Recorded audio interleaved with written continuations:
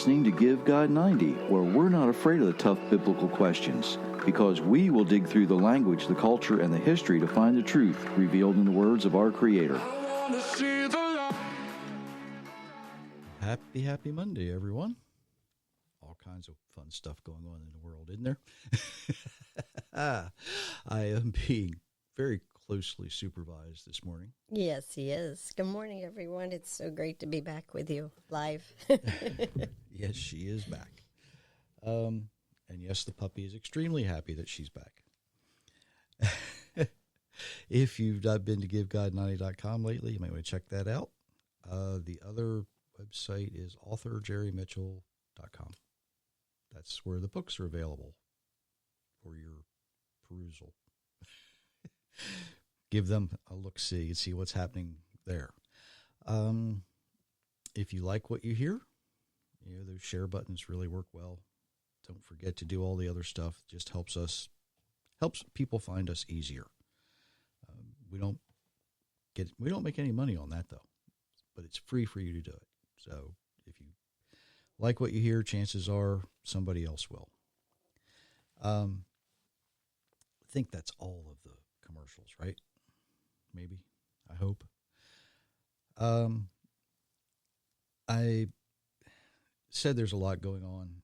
If you don't live in the United States, yes, the president has created what's a good word to use? I don't know what a good word to use for what he's done. But he has created quite the conundrum for the Democrat Party in the United States. But that's neither here nor there. And to be quite honest, the only other thing I'm going to say about this is I could have predicted what every person was going to say, because this was easy to see coming. This was easy to see. So just pay attention, beware. You'll figure it out. Trust me, you'll figure it out. And what we're going to talk about today might help you figure it out. So I mentioned in the last podcast about looking at the eyes of others, and that apparently sparked some things in some folks from some of the comments I got, some of the messages I got for those who were listening. So we're going to dig into that a little bit. But before I really start digging into that, I want to talk about some things that I've learned from experience. Now, regular listeners know that I worked with animals for most of my career. Of course, I grew up with dogs and cats and chickens. I was around horses and cattle and pigs and goats and other assorted critters. We had them all, at least all around. There was wildlife out there, too. There was all kinds of things on the farm. Now, when I was young, most of the dogs we had were used for hunting, typically retrievers. My grandfather had been an avid rabbit hunter, and I do vaguely remember one of the last beagles, and I'm not sure whether it was my grandfather's or my father's, but one of the last beagles. I remember a Chesapeake Bay retriever that saved my neck one day. Apparently I had dropped something in one of my father's boots, and he thought when he put his foot in his boot that there was a mouse in it, and realized it was something I'd done. And he kind of started across the yard at me, and I got behind the dog. The dog wouldn't let him touch me. So kind of thankful for that one. Barely old enough to remember that too, but I remember Rusty. I do remember Rusty. Growing up the saying is there's no pets on a farm, and that's pretty much true for the first time. We had a little terrier beagle mix. It was kind of a pet, but really, her main job was keeping the other critters kind of away from close to the house that might be wandering around the yard. We had an old kind of shepherd type dog. It was a guard dog we kept near one of the farm buildings.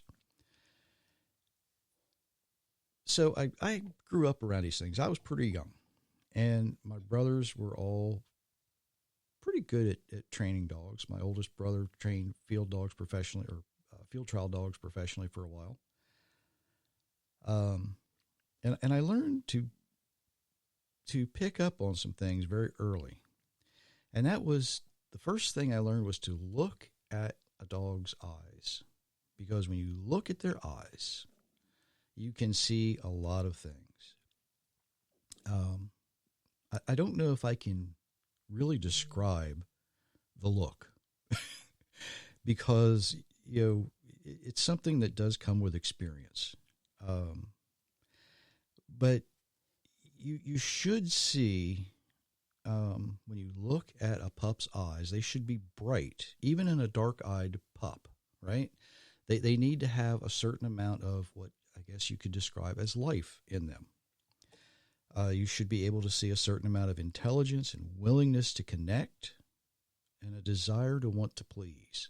Now, if you stare at a dog and the dog stares back, that's a challenge.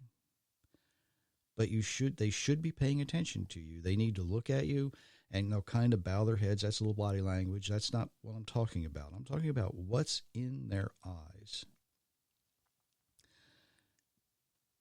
If you look at the eyes of any animal, again, it takes experience, but you should be able to pick up certain things.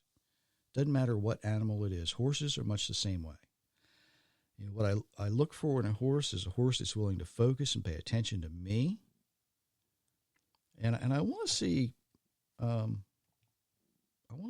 them really watching around, but they're always coming back to me. They're always watching what I'm doing as I'm working with them. Horses, dogs, any working animal, we like to see where I grew up, the saying was, you need a little fire in their eyes. It does make them a little more difficult to train, but once they understand what you expect from them, they're never going to lose it. That little extra bit of training pays off. That fire in their eyes also shows a certain amount of heart, a tenaciousness. They never want to give up. Doesn't matter what they're doing. You have to back them off. Whether it's a horse that's got a lot of cow in them, and when I say that, I mean they really want to work cattle. Whether it's a retriever, doesn't matter where anything falls, they will go get it. Doesn't matter what you throw for them, they're going to go get it. It's that certain amount of what we consider heart. They just don't give up. And that's what you're looking for in a working animal. Pets are different. And here's where I need to make the Border Collie people happy. Border Collies are extremely intelligent. And something that is said among the Border Collie people is that dog has to have the right eye. And what they're referring to there is a Border Collie will take a stance and look at a sheep when they're herding sheep, and that Border Collie will stare at that sheep and not move, but the sheep will move. That Border Collie can almost tell that sheep what to do just looking at it. That is what is meant by they have to have the eye. So eyes are important. They tell us a lot about an animal. Cattle, if you look at a heifer calf, you want to look at their eyes. You look for something a little different, though. You want something in that eye that says it's going to be a good mother, something that's going to protect a calf, take care of a calf, make sure it bonds with that calf and raises that calf properly. Especially where we were, where these cattle were put out on national forest allotments with predators. They had coyotes and bears up there. You wanted a mother that was going to take care of a calf, right? So much information that we get from an animal's eye. Animals are not made in the image of the Creator, though, are they? People are. We're the only ones. So if we can get this much information when you learn how to understand and, I guess, read the eyes of an animal, how much more information should we be able to get when we learn how to read the eyes of people? Ooh. Ooh. Now there's something, and I don't know if you've ever considered this. You know, we talk about when you shake someone's hand, you look them in the eye, right? There's a reason for that. You want to read that person. And if you really want to know who they are or what they are, you look them in the eye. So before we get really into this, let's look at some verses that are going to probably help us. Wisdom is the focus of the discerning, but the eyes of a fool wander to the ends of the earth. Proverbs 17, verse 24. Happy are the people who live pure lives. They follow the Lord's teachings. Psalms 119, verse 1. The commands of the Lord are right, bringing joy to the heart. The commandments of the Lord are radiant, giving light to the eyes. Psalms 19, verse 8. The eye is the lamp of the body. If your eyes are sound, your whole body will be full of light. But if your eyes are evil, your whole body will be full of darkness. Matthew chapter 6, verse 22 and 23. So, we have a few verses here that give us some indications, don't they? It says, the eye of a fool wanders the earth. Well, actually, the original, it means that the eyes of a fool are on the ends of the earth. It means they don't focus on what's in front of them. They're always dreaming, and they're never satisfied. Can you imagine? I know people like that. And yes, their eyes do give them away. It's kind of like the old line out of that one movie, we never do anything right now. We always plan ahead so we never have to do anything right now. That's the eyes of a fool. They're always looking for what's farther away than they can reach. Psalm 119 tells us that the people who live the way they're designed to live are happy. David's able to write that because of what he has written earlier in Psalm 19. The commands of the Lord are right, bringing joy to the heart. The commandments of the Lord are radiant, meaning they're bright, giving light to the eyes. Well, giving light to the eyes is literally putting light in the eyes. The commandments of our Creator are so bright when we follow them, it literally puts light in our eyes. Imagine that. And the last verse Myra read, Yeshua Jesus, he's recorded as saying that the eye is the lamp of the body. It might be where we get the expression, the eyes are the windows of the soul, right?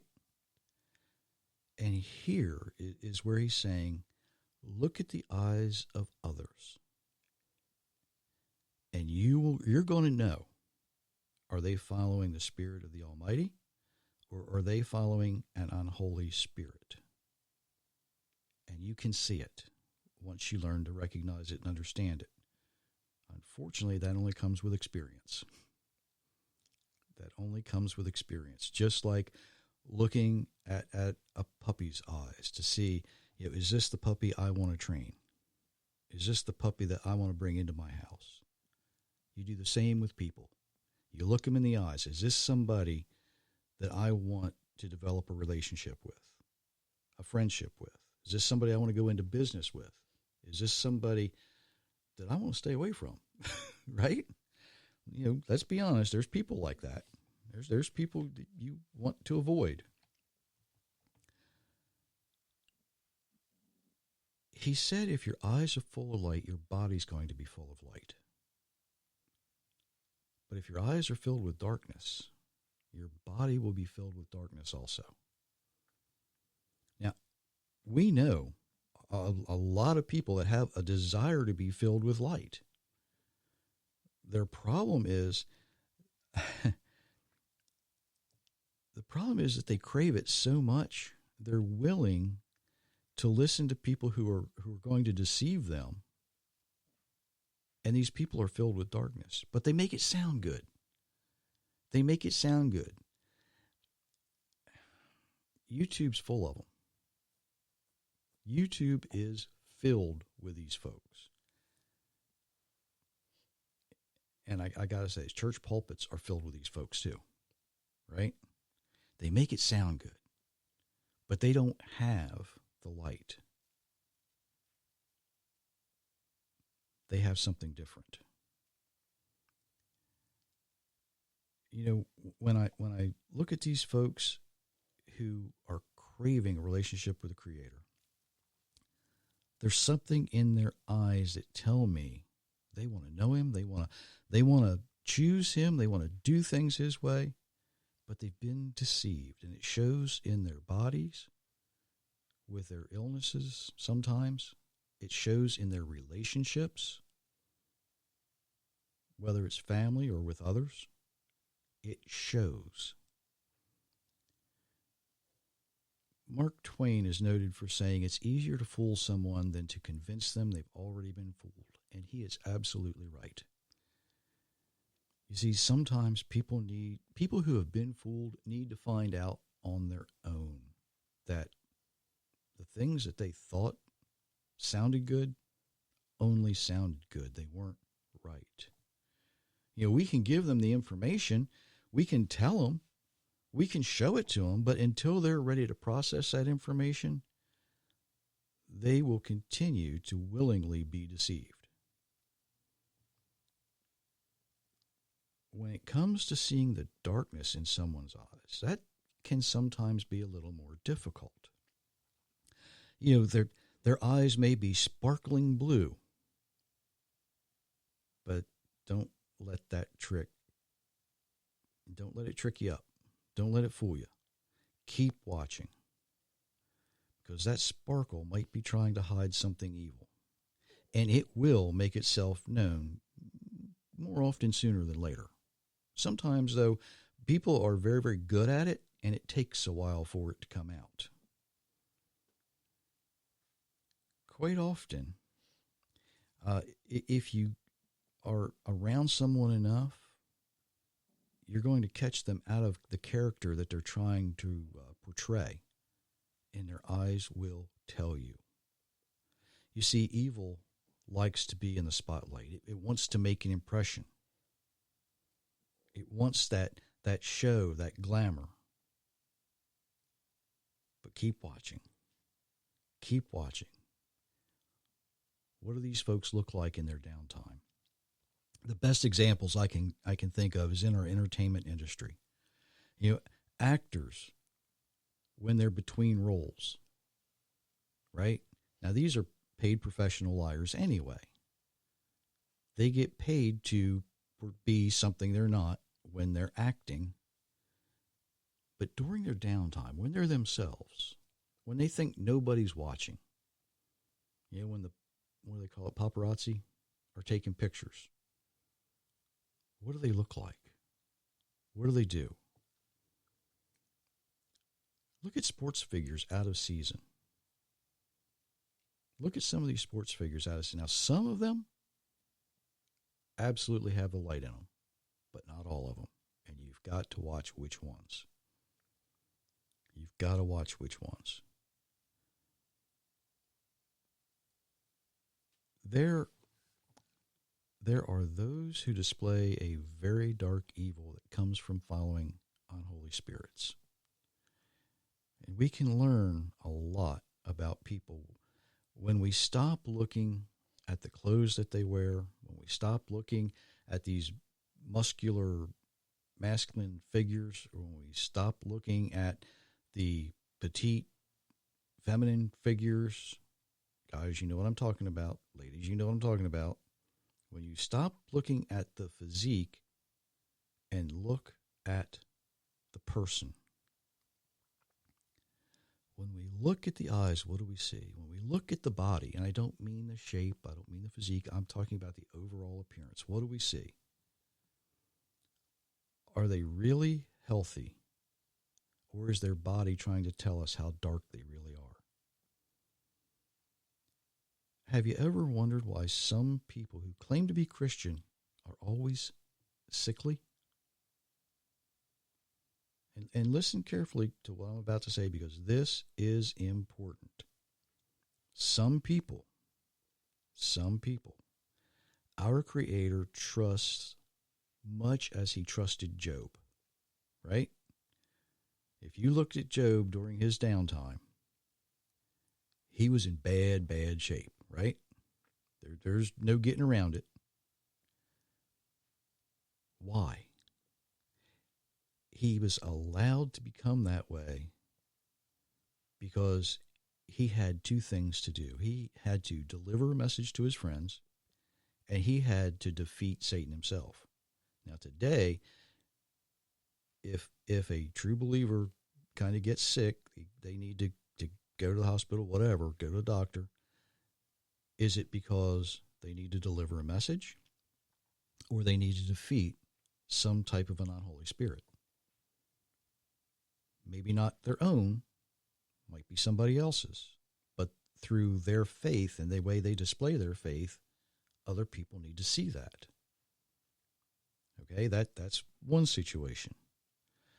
Some people have a desire to follow the Almighty, but they've been deceived to the point where they might need an illness or something like that to help them choose the right path. You know, the Almighty saying, I'm telling you to do things my way. You keep doing it your way. So here's what's going to happen, and I'm going to let it happen to you. So hopefully you will come back on the right path. And then we get to this other group of folks. They are so determined that their way is the only way. They never recover. It doesn't mean that they've rejected the Creator entirely. They just refuse to live the way He designed them to live. Those are a very general, broad, I'm painting with a broad brush here, overview of 3 different types of folks that we need to look at and say, well, I see in your eyes you have this desire. I see in your eyes you want to do. You just don't know how. You haven't figured it out yet. You figured out you got to have it. You just haven't figured out how to do it yet, how to get it. Now, you might be thinking, well, there's plenty of evil people in the world that are happy and healthy, right? Well, they seem that way, don't they? But are they really happy?